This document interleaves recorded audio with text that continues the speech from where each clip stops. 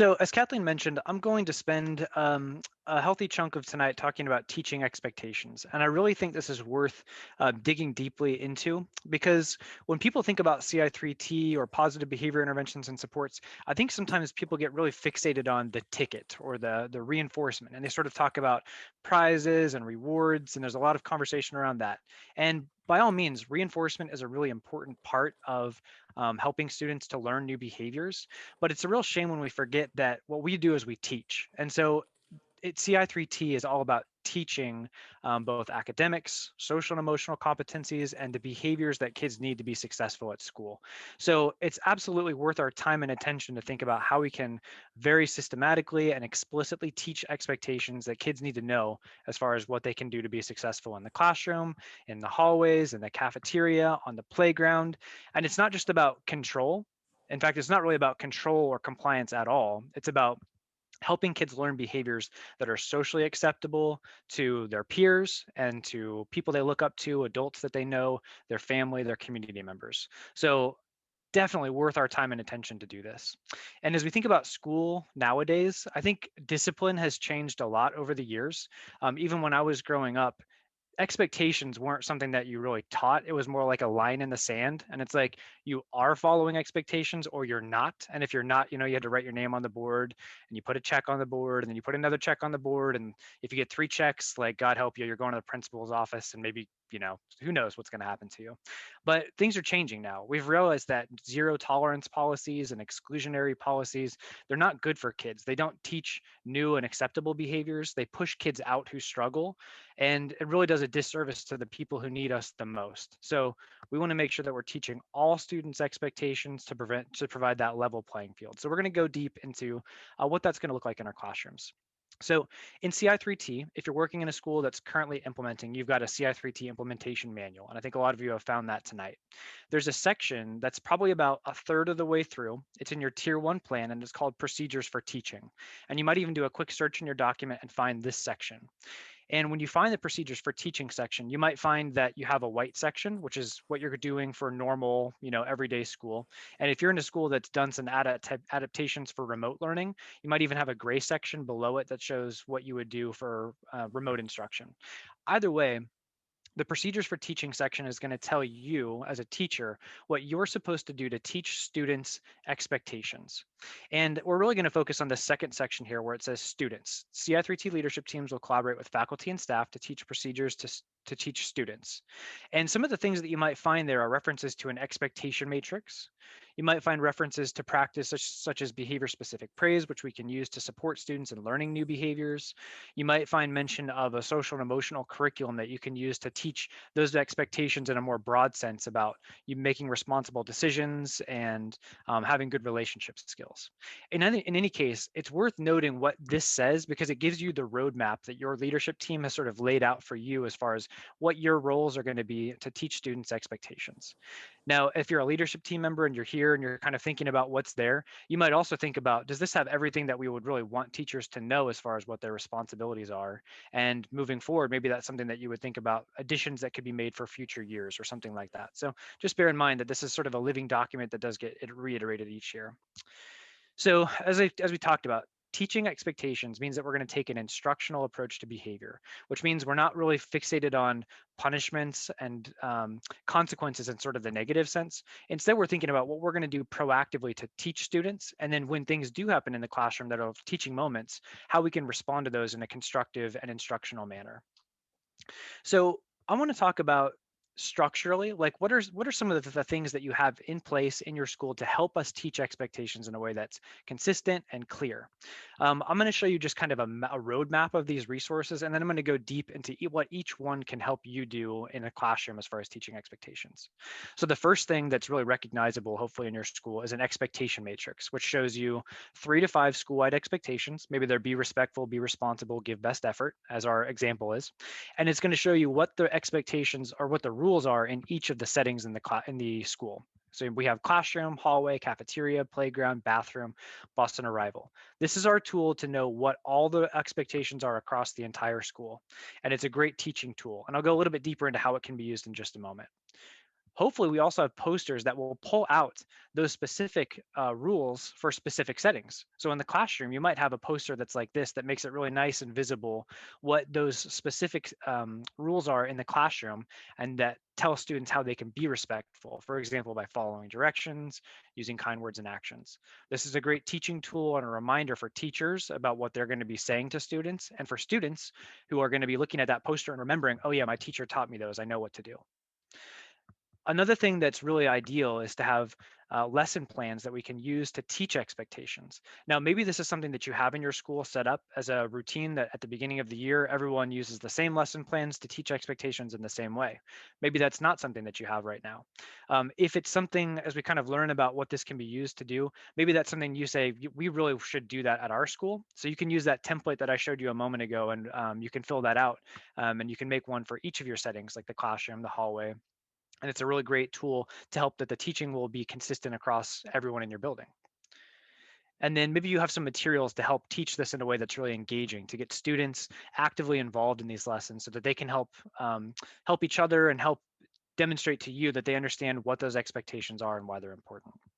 So to go just a little bit deeper into each of those pieces of this overall system, this is the expectation matrix. And I got to be honest with you, I taught in a school that did CI3, that implemented CI3T, and I had this posted on my chalkboard. It was up high in a corner, and like I could see it, but it was probably too small for my students to read. And I would always kind of think to myself, it's too bad I don't have that posted in a way that's a little bit bigger that students could read.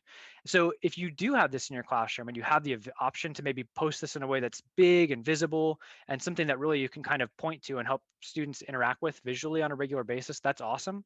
But even if you have it in a small way, keep this in mind as a thing, as something for you, as a everyday reminder that these are the words that I want to be saying to my students.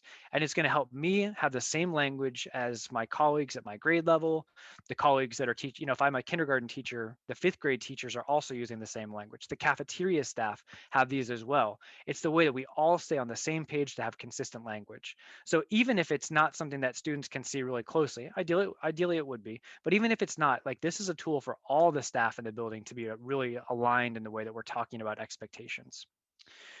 Now, again, in the classroom or in the hallway or in the bathroom, it's so powerful to have posters that are hung up in a way where they're visible, they're big, they look nice, and students can see this on a daily basis so that they are reminded what those expectations are. And even if you have like kindergarten students, maybe they're just now learning to read. If you, the teacher, are kind of standing in front of that poster and referencing it on a daily basis, students internalize that, right? They remember what those things that you're pointing to and talking about are. And sooner or later, they'll start to use that. And we call that in behavior analysis, it's a discriminate stimulus, which is just a visual reminder to be like, oh yeah, I see that poster. I do know what I'm supposed to do here in the bathroom. So even if they don't have the whole thing memorized, it's like this link that gets built in the mind that reminds students, oh yeah, we've been talking about that. We've been talking about that. I'm supposed to keep my hands to myself. I'm supposed to use a level 0 voice level in the hallway. So maybe you have this in the classroom, but if you have these in the hallway, the bathroom, the cafeteria, each setting is a way to help us thread those expectations throughout the school in a way that's visually consistent and verbally consistent. And that consistency is so powerful because it builds. Kindergartners learn these in their first year in your school. First graders have now heard about it for 2 years. And think about that over time, like over years, when kids get to fifth grade, they've been hearing these expectations for 5 years. They'll be able to recite them like the Pledge of Allegiance. And that's so meaningful if we make it meaningful for them to really know those expectations and internalize them. So those posters are a really powerful way to do that. But what's most important and what I want to spend the most time on is the way that we teach the expectations. Because the posters by themselves, if we're not teaching them in a way that's explicit, they'll fall by the wayside. They'll become just another poster that's in our classroom and we kind of, maybe we talk about it once a week or once a month, but it's not really part of our classroom culture. So to help make sure that the words become really meaningful to us and to our students, we want to start the year off strong by providing really clear and explicit instruction about what these expectations mean and why they're important. And then we want to continue that throughout the year through little booster sessions. Maybe when we come back from, and now obviously with kids coming back from being in remote learning, we're going to start the year off strong. Kids are going to go on holiday break. God willing, we're coming back to school in January. We're going to be teaching these expectations really powerfully on a repeated basis, and that's going to help make sure that they really get the most out of them. So what you'll find on that template that's posted on ci3t.org is this explicit instructional model that does tell, show, do, practice, and follow through. And if you're in elementary, this probably feels pretty familiar. If you're in middle and high school, maybe it feels familiar, but don't let the sort of the very simplistic way this is put forward make you think that it's only for elementary kids, because we can take this explicit instructional model and make it appropriate and engaging for any grade level, because the idea is that this is how we're going to communicate this by clearly explaining it, modeling it, helping kids interact with it, and then giving people an opportunity to practice. That's how everybody learns. And so having the same instructional model across age groups is going to be really meaningful. So let's go a little bit deeper into each one of these little sections of this lesson plan and kind of think about what's going to go here. So as far as the telling, we're going to define the behaviors and discuss key terms. Just like teaching vocabulary and reading, we want to make sure that any of these words that might feel maybe a little bit advanced for some of our younger students, or maybe it could be a little bit ambiguous, we want to unpackage them, show them or tell them what it means, and then tell them why it's important. And on our team, we talk about the why a lot, because anything you're spending time on, it sort of becomes less meaningful if you don't really know what the point is. It's like learning algebra, in high school, and it's like, oh my God, when am I going to use this? If somebody explains to you how it can be useful, then you're like, oh, I can connect this to all these other things. But in isolation, maybe it's not so meaningful. So really focusing on why the behaviors are important is really important. And then showing. So this is the fun part. We're going to explain and model examples, non-examples, and situations. And this is like, you get to be so creative with this. And I've seen some teachers really do great modeling of things that you want students to do, and then things that you don't want students to do. And providing that non-example is a great way to clarify maybe where the line is, where it's like things are okay up to a point, and then suddenly, maybe that behavior becomes disruptive at some point. So we're going to model where that line is and make it very clear that this is the way, this is not the way. You can correct this non-example by doing it this way. And then linking that through to situations that happen in the classroom. So in every classroom, we have procedures that we do on a daily basis. Things like packing up materials and getting in line to go to specials, or getting ready at the end of class to enter the passing period, and maybe submitting like a exit ticket for the day. Whatever your procedures are in your classroom, you want to link those through to these expectations and model how following directions is going to be useful for doing procedures that are specific to your classroom. Okay, now doing. This is where students are going to become very active in the lesson. We want to have students tell us, like repeat back to us, what are the expectations? Why are they important? Why are they important to you and not just to me, the teacher? And then helping students think of their own ways to internalize those, to remember them. Maybe some kids like to do like mnemonic devices. Maybe you have chants or songs in your classroom. Just any way to really make those expectations a really vivid thing for them to interact with is going to be beneficial here.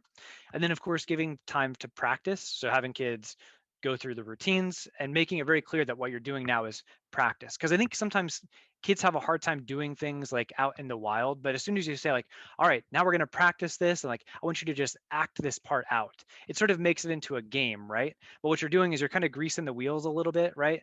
You so for some kids that can be a little bit tough sometimes, you can kind of trick them into doing the right thing by kind of making it into a game, right? But then they're developing muscle memory. They're making that easier for them to do the next time.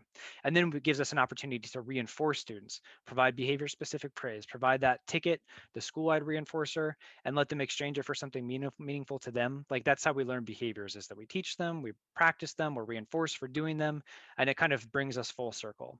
And then incidental teaching. This is so important, and it kind of reminds us, just like with all skills, the teaching is never really done, right? When things come back up in the classroom 2 weeks after you've taught them the first time, maybe you make a small mistake because it's been 2 weeks since we've tried this or since we've talked about this. That's a great time to say, hey, you were so close, but remember, when we're moving through the classroom, you can follow directions by following this procedure. So just kind of remembering that we're going to bring it back to this instruction throughout the year. And then anything we can do to make these lessons as engaging as possible is going to be ideal. You can make PowerPoints, for example, that you could use to show some of the words. You can make videos and put them in the PowerPoints, or you can share videos with your students to model examples and non-examples that can be repeated throughout the year. Anything that you can do to just kind of make this really active for your students. And then sometimes you make these a thread throughout the school, so they can be a school-wide procedure. Some schools will do things like have a whole school assembly where they bring everybody together. It's like a party, and you're really celebrating these expectations that we all have at our school. Obviously, this year with COVID happening, we're probably not bringing kids into the gymnasium, but maybe you can do a virtual assembly, and that's your sort of venue to teach and celebrate these common expectations that are held throughout. So anything that you can kind of think of like that would be ideal. And then if you decide, hey, like this is a great idea, I'm going to make these for my classroom, I would encourage you to connect with your colleagues, connect with leaders in your building and say, hey, like we're going to make these, let's share them throughout the building and let's get everybody on the same page on this, so that that way we're really making the most out of this experience by making it consistent across the school. So just to close this section with a few tips for teaching expectations, um, I want to go back to the why. The why is so important here, and really emphasizing that this is not about compliance. It's not about control. This is about making a healthy, positive classroom culture and helping kids to recognize that too. Kids are happiest when things are going well in the classroom. They can focus on their work, they can learn, they can enjoy time with their friends. That's so, so important. And helping kids to repeat that back to you to recognize, like, oh, yeah, being respectful is good and it's good for me because it helps me learn or it helps me make good friends, when we're respectful to each other at recess, things like that. And then pacing is really important, right? We don't want to get bogged down in the minutia, right? The Bueller. We want to make sure that it's fast-paced, interactive, and engaging for all students. And one of the ways that we can do that is by using low-intensity strategies, which Kathleen mentioned previously, and I'll go a little bit deeper on what that means. But basically, these are ways to increase engagement and increase interactivity. So opportunities to respond is a great way to help kids stay actively involved in the lesson. And an example of that is like response cards or response symbols. So instead of saying, who can tell me how you can be respectful in the classroom? You might say, I'm going to give you an example of how to be respectful. I want you to give me a thumbs up or thumbs down if that is one of our rules in the classroom. So we can be respectful in the classroom by shouting out whenever I ask a question. Is that respectful? Right. So everybody can respond to that. You're not waiting for one response at a time. That's a great way to increase engagement. So as far as those low intensity strategies, you can see a list in the blue boxes here on the left. So opportunities to respond, behavior specific praise, active supervision, instructional feedback, high probability requests. That's sometimes one that people aren't as familiar with. Basically, in short, it's you can increase kids' likelihood that they'll do a behavior that might be hard for them by putting a behavior that's easy for them first. So if practicing lining up, if you're like, oh man, some of these kids really have a hard time following some of the rules. That's why we're teaching the expectations. But before you actually do that procedure or practice it, you might say, okay, everybody touch your nose, touch your ears, stand up, line up. What you're doing is you're making a sequence of behaviors that are really easy for them to do. And again, you're sort of greasing the wheels to make it more likely that they're going to do what you're asking that might be a little bit harder. Pre-correction and then incorporating choice. Now, I just sort of rattled off a list of things. Each of those is a kind of a nuanced thing that you can do in your classroom. And if you're looking for resources on how you can learn more about those, this blue book here on the left, Supporting Behavior for School Success, is a really wonderful applied read. It's a pretty inexpensive book. So if that's something you're interested in, by all means, check that out. However, I'll also say that on ci3t.org, on the professional learning tab, a lot of you have probably seen these before, but if you haven't, these blue accordions, they expand out, and each strategy has a PowerPoint presentation, a practice brief, and some checklists that help you get ready to implement these in your classroom. So if you're looking for some guidance on how can I do these or how can I learn more about these, that's a great place to start. And if you want to go deeper, maybe checking out that book would be a really good place to go.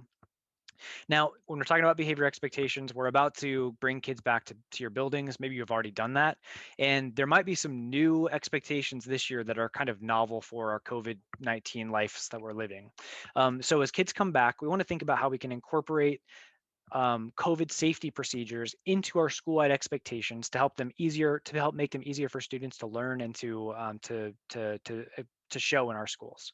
So on the responding to COVID-19 tab, in the accordion that says resources for educators, you'll find a few new resources here that show guidance for incorporating COVID-19 safety procedures into existing expectation matrices and posters and things like that can really help us make sure that those expectations are transparent for students. So this infographic is one of those materials, and basically it just kind of goes through like the teach, model, reinforce procedures that we kind of use to teach expectations generally, but then applying these into, mask wearing, hand washing, social distancing, and gives you some considerations around like, hey, like it is hard to wear a mask all day. So what can we do to teach kids behaviors that would respectfully maybe say, hey, I need a break from wearing my mask.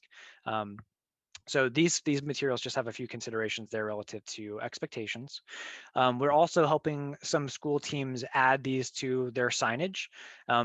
Reprinting things is kind of an expensive thing to do, but if you're really looking for a way to integrate that into your expectations, that's one way to do it.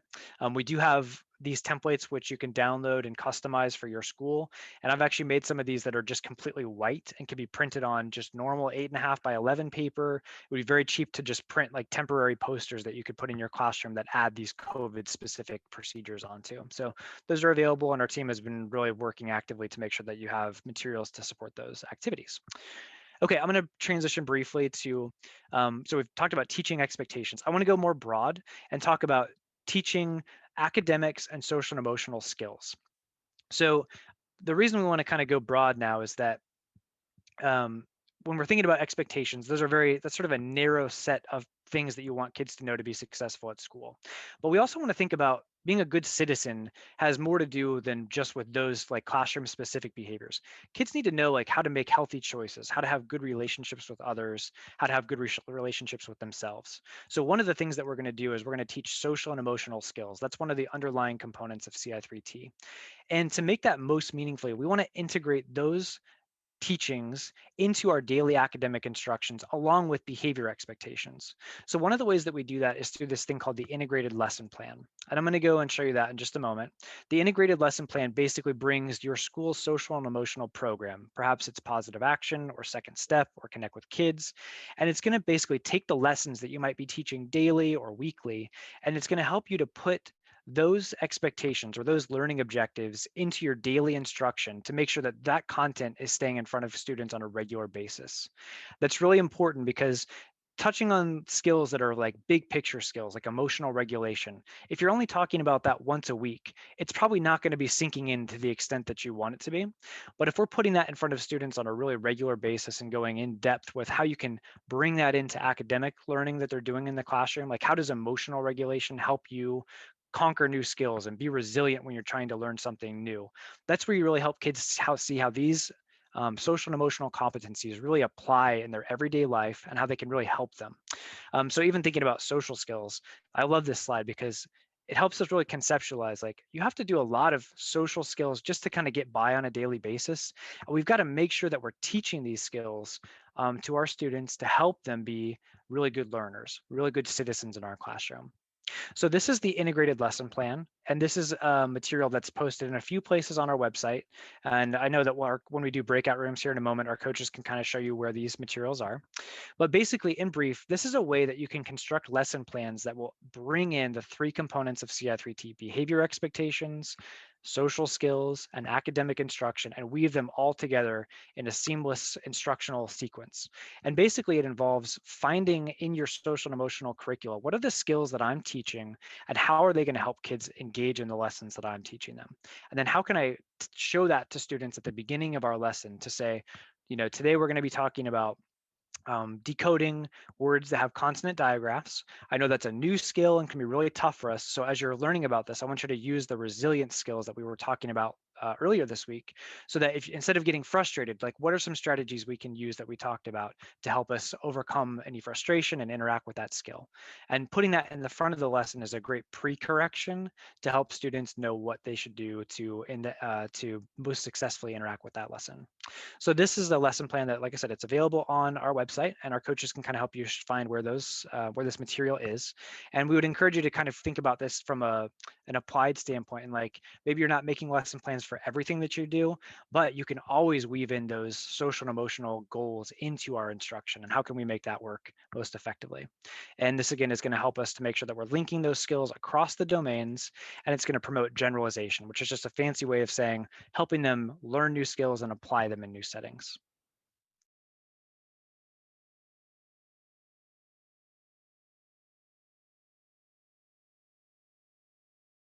What does instruction look like this year? What does reinforcement look like? And that's one thing we're going to talk about now for just a couple minutes. So building on the fine work that Mark was sharing, in addition to having clarities, and he was focusing on that behavioral piece and how it wraps around to all those components, we also need to make sure that we have clarity on the acknowledgement piece. And remember, there is absolutely no power in any ticket. It's the leverage point. It's what you say when you deliver that acknowledgement. And we do want to have those conversations right now about what are your normal practices for distributing anything in a building if you're doing that in person. So people are using things like digital trackers, which we're going to show you in just a couple moments. But in your CI3T blueprint, you've got information on what is your plan for reinforcing. And as I heard in some of your coaching sessions, the reminder is that we are changing the adult experience so that the adult can change the student experience. So it all hinges on having those expectations first, and then thinking about like, how are we going to make sure that every single kid can receive feedback from each adult? And as we come back from from remote to in person, some of the things we're learning from people is that they may have drifted a little bit. So they started doing like their own little acknowledgement system. And so now as we're bringing kids back to in person or right sizing what's happening in remote or hybrid context, remember, we want to make sure that every single kid is getting those feedback. That's the point of the acknowledgements. We're recognizing behaviors that we want to see more of. And when we think about consequences, we want to also do some good education. And I love that like Jana's on the call today, and there's other behavior specialists in the room as well. Remember, consequence is simply what comes after the behavior. That is where the learning is occurring. I remember when I was young, I used to think a consequence was something really, really bad.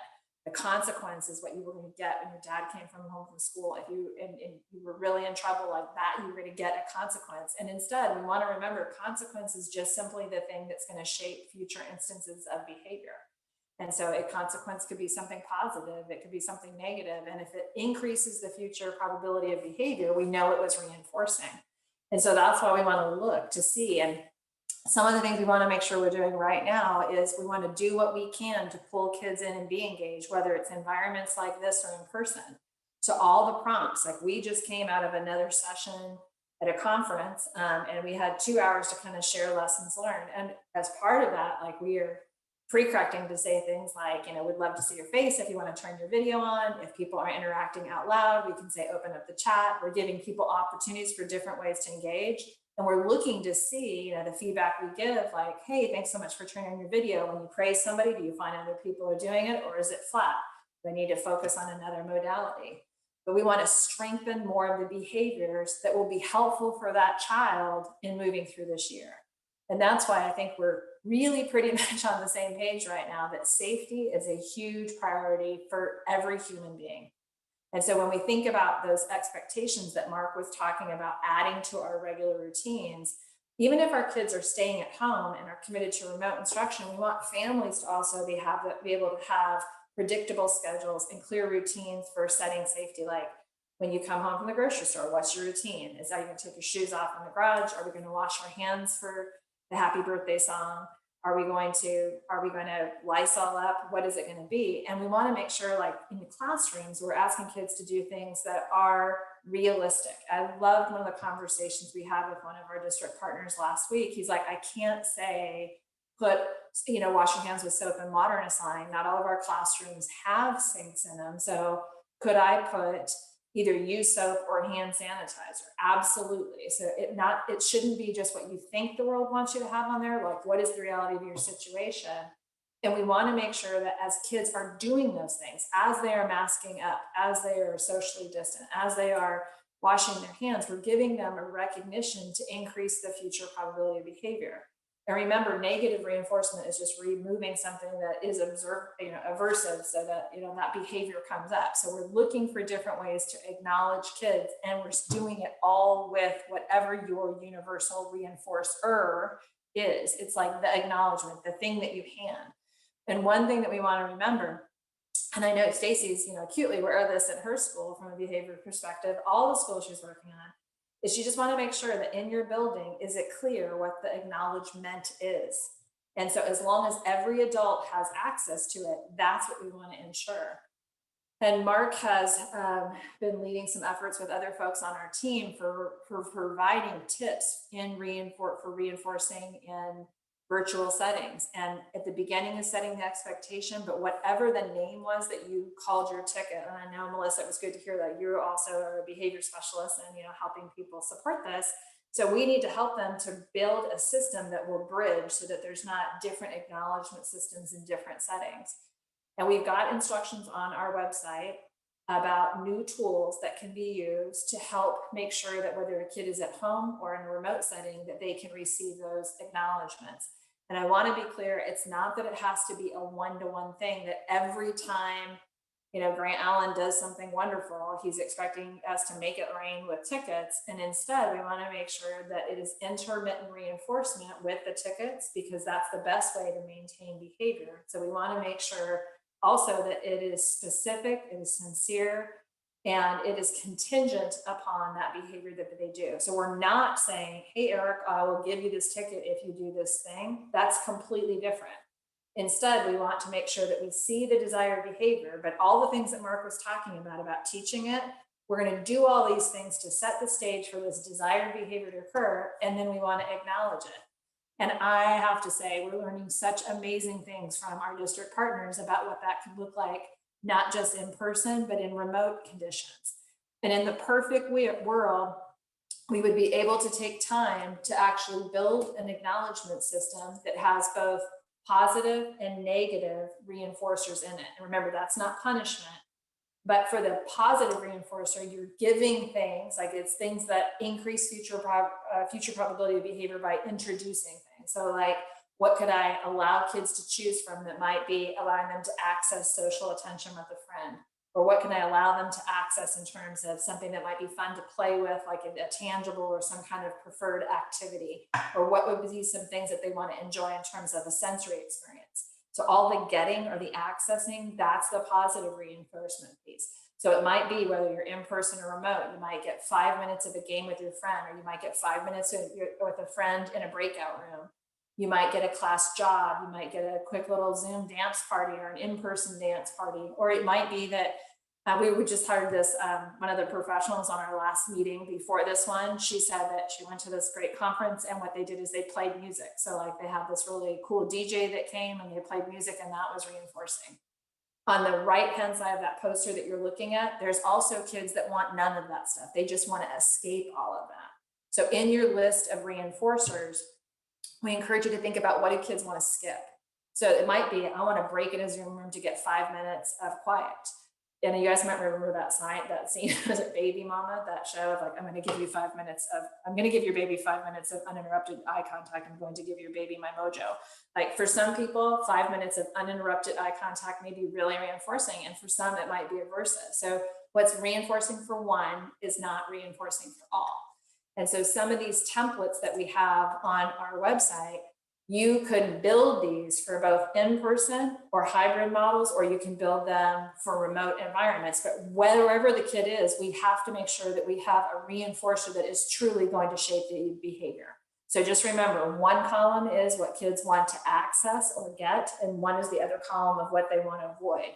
Some kids want to escape a social situation. Some kids want to avoid a task. For that kid, they might choose to turn in 5 tickets and only have to do evens or odds on a homework assignment.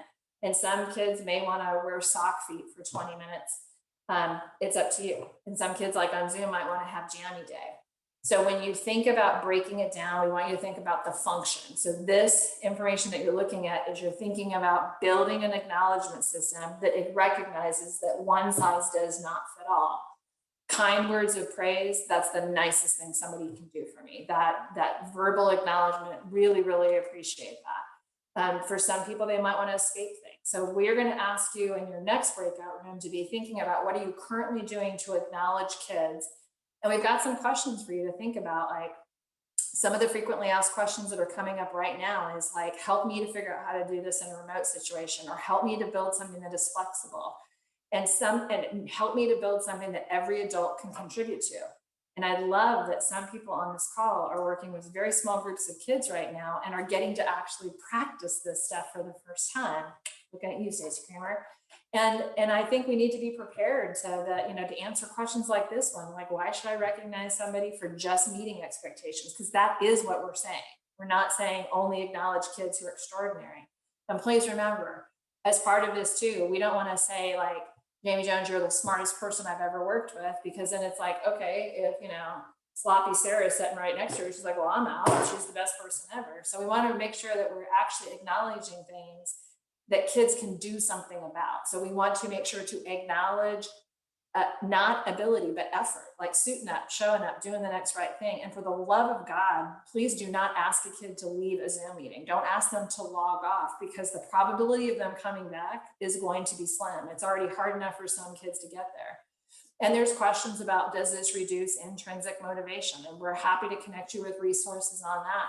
But there's a balance of these types of motivations that happen. And some people are having questions, can I just do group acknowledgements? And I don't think there's anything wrong with doing group acknowledgements, but we also want to remind you that, again, one size does not fit all here.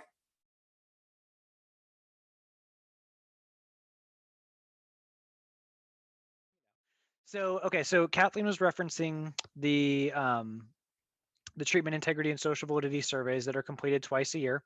So just a quick thing that you might be interested in, on the measures tab on our website, if you scroll down just a little bit, you'll see this section, which is brand new. It says resources to support data informed decision making.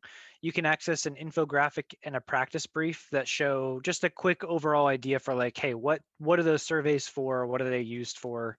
Et cetera. I'll just pull that infographic up real quick if my computer will cooperate.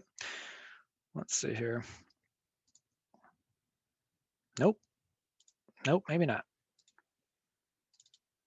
There we go.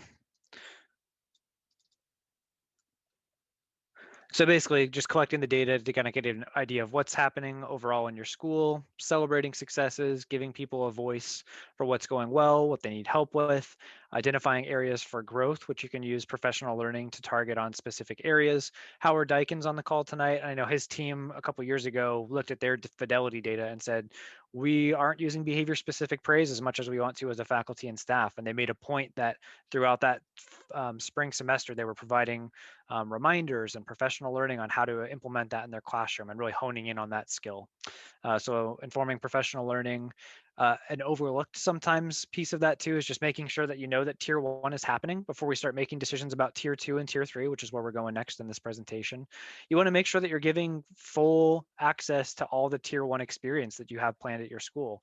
That includes good academic instruction, implementing school-wide PBIS with fidelity, and making sure that we're teaching those social and emotional competencies on a regular basis. Because if we're not doing prevention, then we don't know whether we need to intervene or not, because we're not giving them that initial foundation to work from.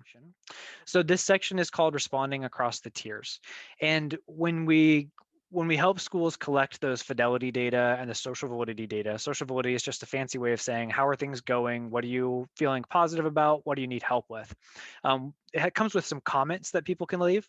And sometimes we'll read those comments and you'll read people saying things like, oh, this works for most kids, but there's like 2 or 3 kids in our school that it's just not enough. It's not working for.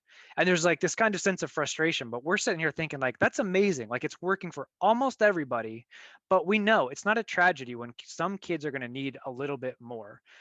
When you look at the data across the country, somewhere between 12 and 20% of kids have at least mild to moderate or severe emotional or behavioral difficulties. So we fully expect there's going to be a subset of students in your school who are going to need more than what tier 1 has to offer. All we need to do is make sure that we have a plan for when we find out who those students are. And oftentimes they make themselves very well known to us, but otherwise we have screening data and other ways to look for kids that might have more anxious behaviors that might be harder to detect, that we've got a plan in place to respond and help those kids when they show us that those needs are apparent.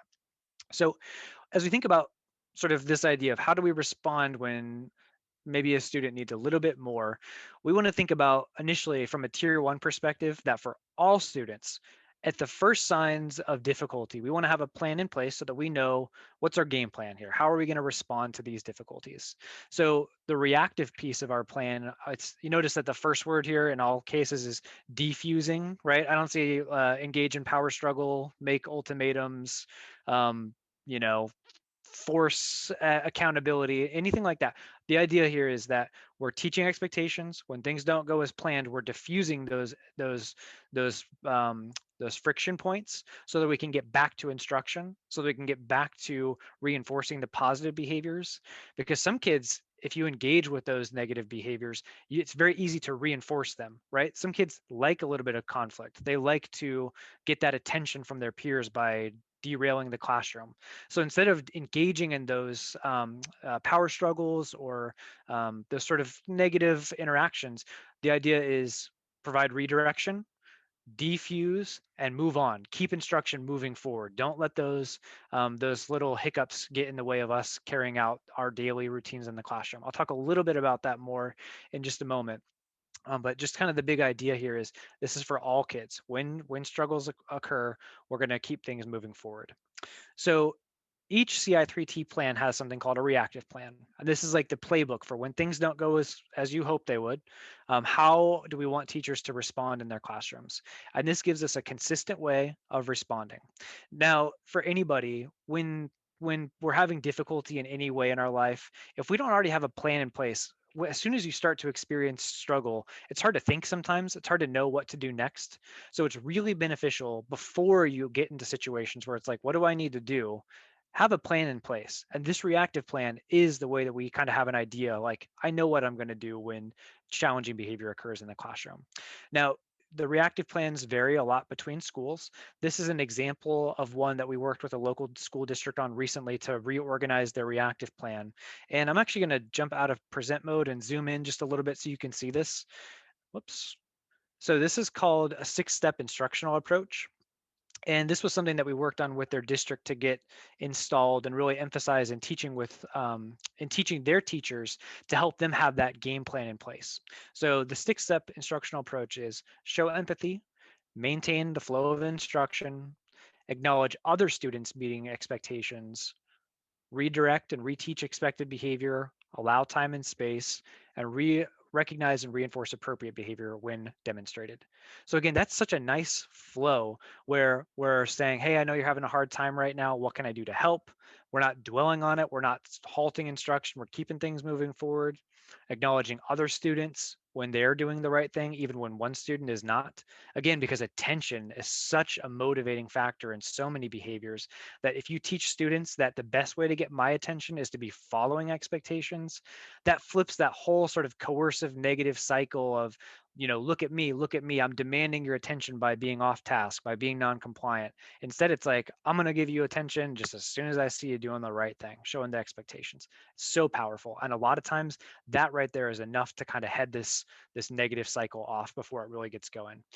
Giving people space, again, let them think about what's been asked of them, because if a kid's having trouble, it's probably not like, remember, follow directions. Like that may not be enough to kind of get them right back to it. But if you let people just kind of think, calm down a little bit, oftentimes that's enough. So allowing time and space is really important. And then as students come back, we're going to be immediately acknowledging, hey, I know you're having a hard time there for a minute, but really, I appreciate you getting back with us. I can see you're ready to go. Thank you. Providing behavior specific praise, maybe providing a ticket as well. You're teaching them that I'm not going to hold it against you for having a little bit of a hard time. And instead, I'm going to praise and celebrate you for working through that difficulty. That's how we teach students and how we make positive relationships. Okay, so I'm going to go back to present mode. We also have a plan for when more major things happen. Sometimes behaviors occur that are unsafe. They require a little bit of extra intervention. We've got a plan for those major behaviors and a plan for calling for help if needed. And then doing this in a way where we're going to be acknowledging that, hey, sometimes bigger challenges occur. We're going to work through that constructively, and we're going to do what needs to be done to make sure that we're not accidentally reinforcing those bad behaviors more than we need to, but also giving you the help that you need. And sometimes those big, major, explosive behaviors, they can be kind of scary to deal with. They're difficult for students, they're difficult for teachers, they can feel kind of traumatizing to all people involved. So we want to make sure we have really good preparation to know exactly how to handle those more major behaviors. If that's something that you're interested in, not the next Empower, but the one after that, February 23rd, we'll have a session called Where Did That Come From? Understanding and Managing the Acting Out Behavior Cycle. And this is going to be more about teaching like tier three need or tier three type interventions and responses to more explosive behaviors or more dramatic ones that we need to have a game plan for responding to. So if that's something you're interested in, that's another resource that's available to you. So those are reactive plans. Those are reactive strategies. But as soon as we're having to use those for students on a regular basis, we also need to have a plan to maybe add a little bit extra, provide interventions that are going to prevent those behaviors from occurring again in the future or reduce the likelihood that they might. So this is where we're going to our tiered system and saying, yeah, some kids are going to have trouble. So we're going to support them with tier two and tier three interventions that will give them some extra support that they might need. So when we think about tier two, it's really important to think that tier two intervention, it's not a person, it's a support. It may be the classroom teacher who's providing it. It may be the classroom teacher in collaboration with another colleague who's providing that support. So like things like check in, check out. Maybe you're having an external mentor, but you're going to have to be collaborating to make sure that intervention is linked up in the classroom and anywhere else where it's being used to support behavior in the school. Um, so thinking about what tier two interventions are available in my school, you're going to go back to your CI3T implementation manual. Towards the back end of that, you'll see a section with grids that show all the tier two supports that are available in your school. And I'm going to talk about the information that's provided in those grids in just a moment. But it's really important to know that you don't have to come up with these on your own. You're not out on an island trying to figure out what you're going to do to respond. You've got this documentation in your implementation manual that you can kind of go shopping for supports when you need them. And also for a lot of these that are probably listed there, if you don't know or need some extra help with implementing them, again, go into ci3t.org. That intervention library on ci3t.org/pl has many resources to help get these kinds of interventions up and running in your classroom. So always keep that in mind as a resource.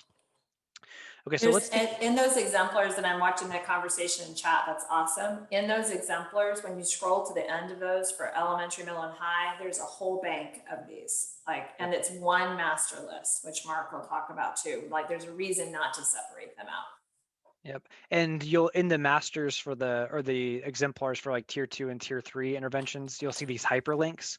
These a lot of times actually link you out to ci3t.org to get things like implementation guides, treatment integrity checklists, which are just ways for teachers to say, yep, I did these components of that intervention on Monday and Tuesday. Maybe I forgot them on Wednesday, but I got back on track on Thursday and Friday. So all those resources are kind of linked through to make sure that you're not having to make things on your own. You can kind of connect those to existing resources.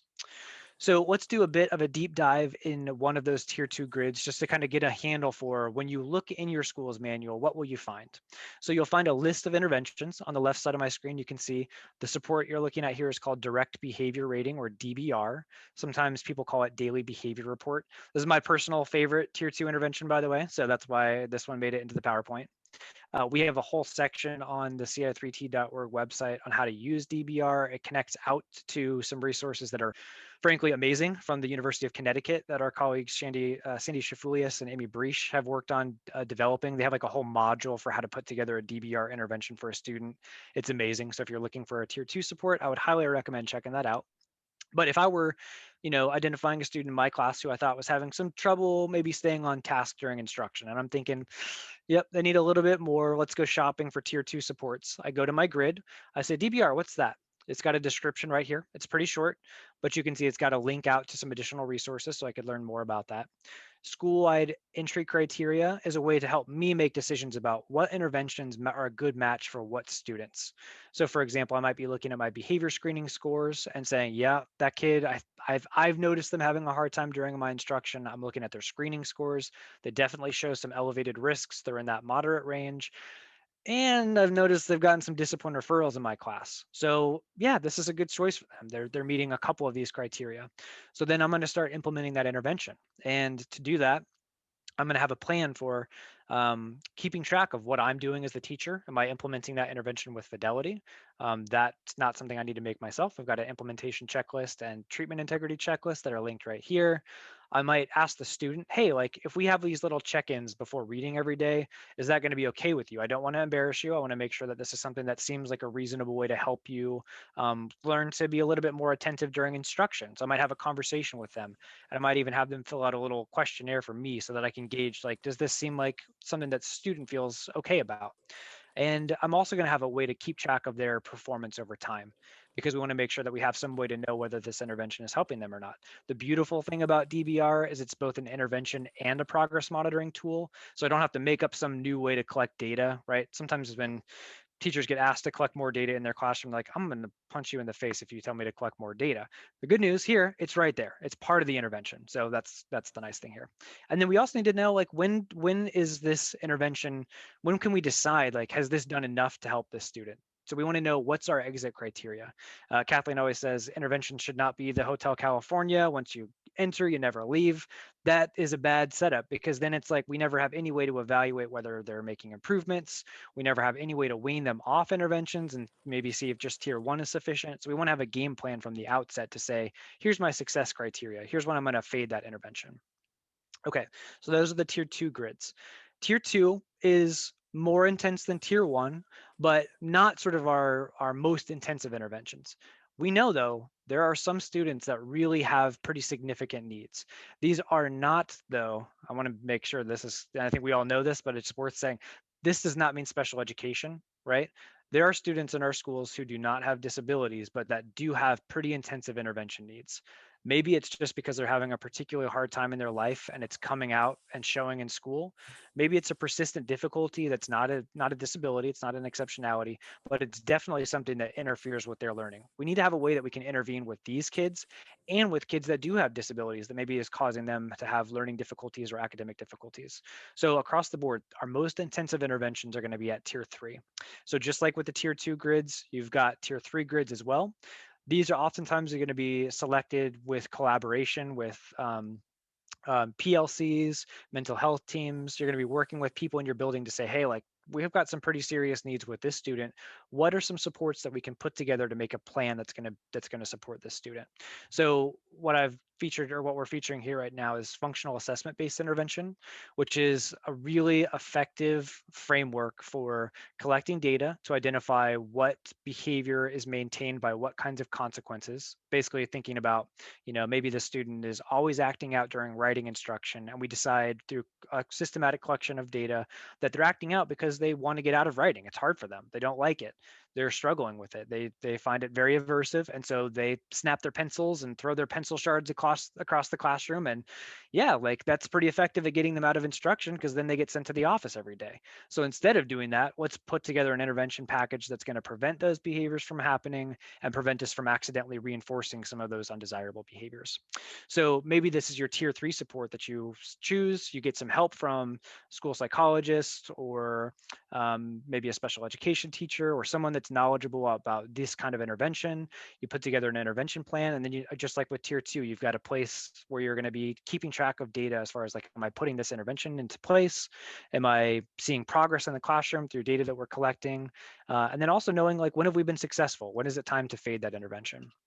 So if you're interested in learning more about tier three supports, such as functional assessment-based interventions, we have a wonderful tab on our website that has, like, very detailed steps, videos, checklists, a ton of resources that are all freely available and editable to help learn about this process. And so if that's something that you're kind of interested in at your school level, you might check that out and see with your CI3T leadership team about finding some folks who can become really experts in doing this kind of intervention.